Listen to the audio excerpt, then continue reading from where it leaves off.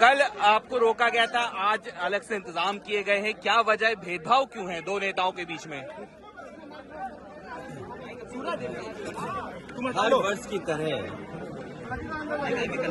इस लोहिया पार्क में हम लोग थोड़ी सी आईडी पीछे डॉक्टर राम मनोहर लोहिया जी को याद करते हैं। आईडी नीचे और आज के दिन हम सभी समाजवादी लोग इकट्ठे होते हैं यहाँ पर आकर के, और माल्यार्पण के बाद उनसे प्रेरणा लेते हुए संकल्प लेकर के जाते हैं कि डॉक्टर राम मनोहर लोहिया, लोकनायक जयप्रकाश नारायण जी घूम जाएगा और नेताजी और बड़ी संख्या में समाजवादी नेताओं ने जो सपना देखा था कि भारत समाजवादी देश बने, समाजवादी व्यवस्था से देश चले, डॉक्टर राम मनोहर लोहिया जी के संकल्पों पे, उनके आदर्शों पे, उनकी बताई हुई नीतियों पे, जिन्होंने ये सपना देखा था कि हर तरह का भेदभाव खत्म हो समाज के अंदर, चाहे जाति को लेकर के भेदभाव हो, जाति तोड़ों का आह्वान किया हो, या रीजनल स्तर पे जो भेदभाव होता है उसको लेकर के भी डॉक्टर राम मनोहर लोहिया ने कहा कि इस तरह का कोई भेदभाव नहीं होना चाहिए। सत्य क्रांति का जो आह्वान किया था वो सही मायने में समाज को दिशा देता है।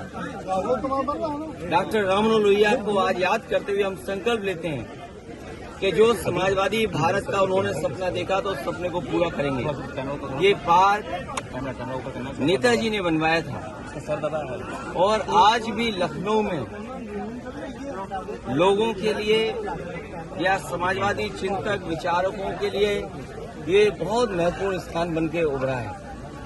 इस स्थान पर सुबह से लेकर के शाम तक इस पार्क में लोग आते हैं और जब डॉक्टर राम मनोहर लोहिया के प्रतिमा के पास आते होंगे जरूर उनसे प्रेरणा लेकर के जाते होंगे।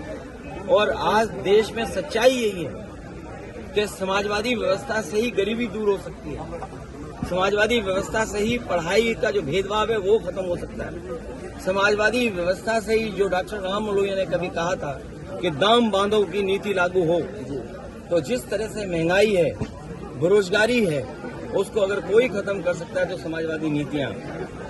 हालांकि जयप्रकाश जी ने संपूर्ण क्रांति का आह्वान किया था, महंगाई या भ्रष्टाचार उस समय की राजनीतिक परिस्थितियों को लेकर के सरकार को इस तरह का व्यवहार कल नहीं करना चाहिए था जिस तरह का सरकार ने व्यवहार किया था।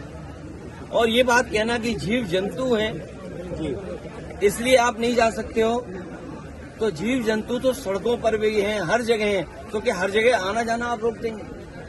क्या जीव जंतु से आप पूरा यातायात रोक दोगे?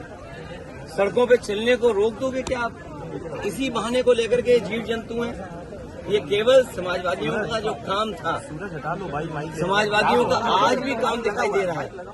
जयप्रकाश नारायण इंटरनेशनल सेंटर के सामने आज भी बीजेपी का विकास फीका है, और उस ऊंचाई से देखो आप तो आप खुद महसूस करेंगे, और उस बिल्डिंग को देखें कि आज के समय में भी वो सबसे मॉडर्न इंफ्रास्ट्रक्चर दिखाई देता है जो पब्लिक यूज के लिए थी।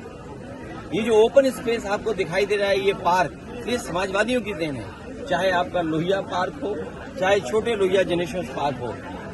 अब तो ये सरकार रख रखाव भी नहीं कर पा रही है, तो सोचिए वो महापुरुषों का सम्मान क्या करेगी। चेन्नई में